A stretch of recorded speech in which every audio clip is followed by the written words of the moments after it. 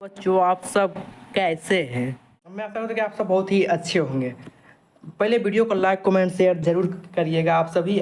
आज आप लोगों का क्लास चलने वाला फिजिक्स का पार्ट 2 है। इसमें सबसे पहला पॉइंट दिया गया है, वस्तुओं को प्रकाश के आधार पर 3 भागों में बांटा गया है। कि वस्तुओं को प्रकाश के आधार पर 3 भागों में बांटा गया। पहला कि पारदर्शी पदार्थ, दूसरा पारभासी पदार्थ और तीसरा अपारदर्शी पदार्थ। चलिए हम तीनों का परिभाषा देखते हैं एकाएकी। पहला कि पारदर्शी पदार्थ किसे कहते हैं? जिन पदार्थों से प्रकाश पूरी तरह पार हो जाती है उन्हें पारदर्शी पदार्थ कहा जाता है। इसका मतलब हो गया कि हम जब किसी भी वस्तु के ऊपर प्रकाश डालते हैं तो उस वस्तु से प्रकाश आर पार हो जाती है, तो उसे पारदर्शी पदार्थ कहते हैं। एग्जाम्पल के लिए कांच हो गया, पानी, हवा, इनसे प्रकाश आर पार हो जाती है, पूरा क्लियर रूप से है, उसे पारदर्शी पदार्थ कहा जाता है। अब है कि पारभासी पदार्थ किसे कहते हैं?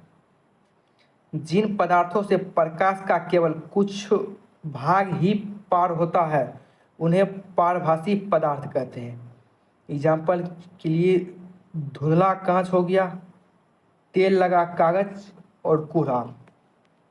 इसका मतलब होगा कि जब भी आप किसी वस्तु के ऊपर, ये मान लीजिए कि पेपर है, उस पेपर में तेल लगा हुआ है, इस पर जब आप लाइट जब डालिएगा तो उससे प्रकाश निकलेगी, टॉर्च से बहुत ही अधिक प्रकाश मात्रा में निकलेगी। और पेपर के जो आगे जो भाग, पेपर को जो आगे जब प्रकाश जब जाएगी उसमें से केवल कुछ ही भाग पार करेगी प्रकाश, मतलब पूरी प्रकाश उसे पार नहीं करेगी। उसी को पारभासी पदार्थ कहा जाता है। और कोहरा भी हो गया। कोहरा में जब ठंडी के समय में आप देखिएगा कि जब बाइक चलाते हैं सुबह सुबह तो रोशनी पूरी पूरी क्लियर रूप से दूर तक नहीं जाती है, उसमें से हल्का हल्का लाइट बाहर आता है।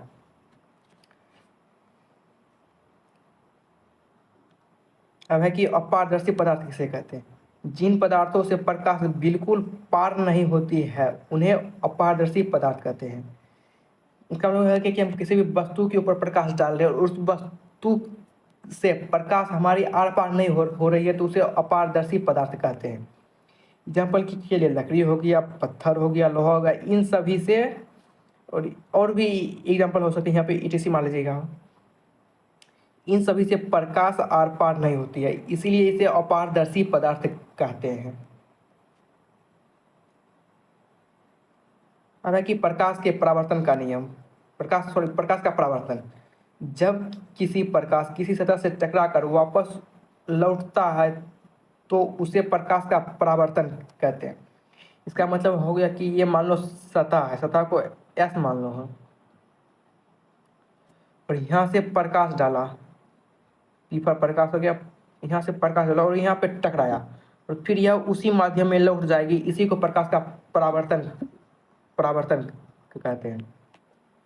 अब कि प्रकाश के परावर्तन के नियम, कि सॉरी, ये आपतित किरण और परावर्तित किरण तथा अभिलंब के बीच में तल में होते हैं।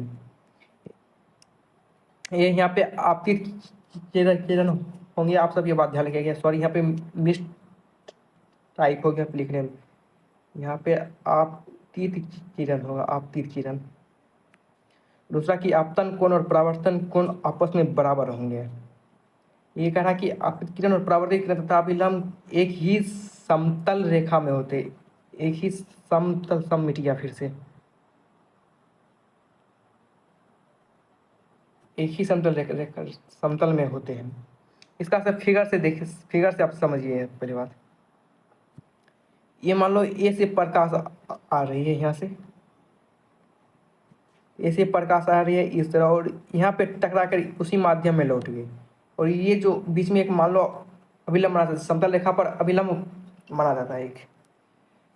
इसी हो गया कि जब प्रकाश होता है तो पहला नियम कि ये और ये तीनों आपस में बराबर होते हैं, और दूसरा कोण आई बराबर कोण आर, ये दोनों आपस, इसका भी कोण का माप रहेगा 90 डिग्री और इसका भी कोण का माप रहेगा 90 डिग्री, इसीलिए कि कोण आई बराबर कोण आर लिखा गया। क्या लिखा गया कि कोण आई बराबर कोण आर। अब है कि आपतित किरण किसे कहते हैं? दर्पण पर आने वाली प्रकाश की किरणें को आपतित किरण कहते हैं। मतलब हो गया कि दर्पण दर्पण ये हो गया और यहाँ से प्रकाश आई तो इसे आपतित किरण कहा जाता है। कि परावर्तित किरण दर्पण से लौटने वाली किरण दर्पण से टकरा कर लौटने वाली किरण को परावर्तित किरण कहा जाता है। यहाँ पे ऐसा होना चाहिए, मिस टाइप होगा फिर। मान लो ये दर्पण है और यहाँ से प्रकाश है और इसी टकरा कर यह जब लौट गई इसको परावर्तित किरण कहते हैं, इसको परावर्तित किरण कहते हैं।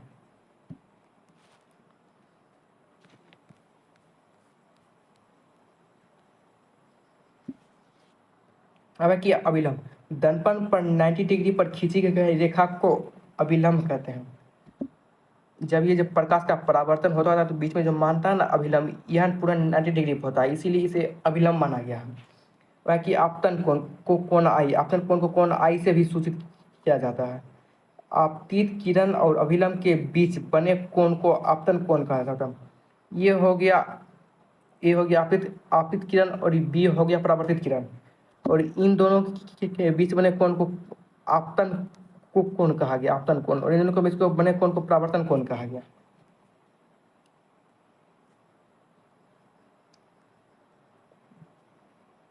कि परावर्तित किरण और अभिलंब के बीच बने कोण को परावर्तन कोण कहा गया। यहाँ से भी समझते हैं। और इन दोनों इन दोनों बने बीच में कोण को परावर्तन कोण कहा गया, कोण। अब है कि प्रतिबिंब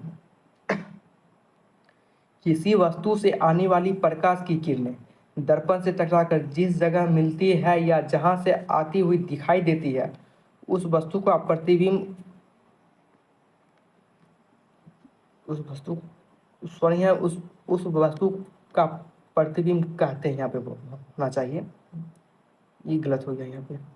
उस वस्तु को प्रतिबिंब कहते हैं। यहाँ पे यह ध्यान रखिएगा। अब है कि प्रतिबिंब के मुख्यतः दो प्रकार हैं, मुख्यतः तीन प्रकार प्रतिबिंब के।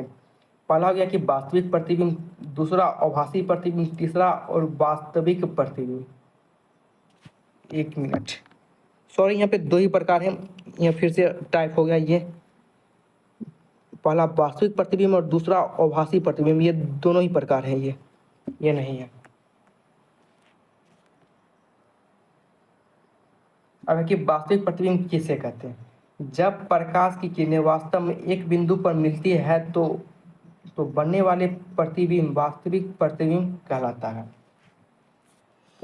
मतलब है कि यहाँ से हम प्रकाश निकालें, यहाँ से जब हम टॉर्च लाइट यहाँ किसी बिंदु पर यहाँ पे मिल रही है बिंदु प्रकाश की किरणें और उस बिंदु पर कोई फिगर बन रहा है तो इसी को वास्तविक प्रतिबिंब कहते हैं, जो हमारी आंखों से देख सकते हैं इस बिंदु को। तो वहाँ पे काल फिगर बना तो उसे वास्तविक प्रतिबिंब कहते हैं।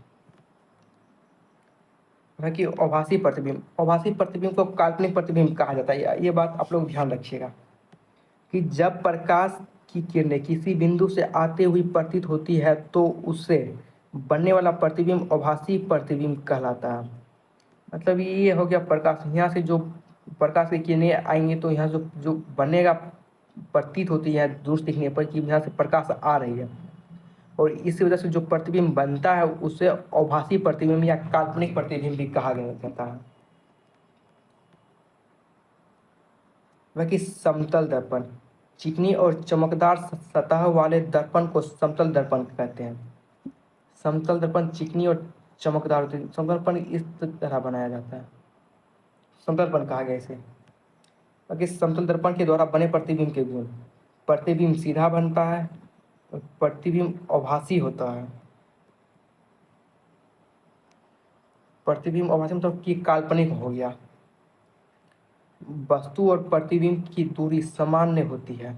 मतलब हम अगर कोई वस्तु एक को यहाँ रख रहे और ये हो गया समतल दर्पण, तो यहाँ पे जो वस्तु होगा ठीक उतने ही ये दूरी पर सामने जो आईना रहेगा उसमें वह फिगर बनेगा ठीक उतनी दूरी पर।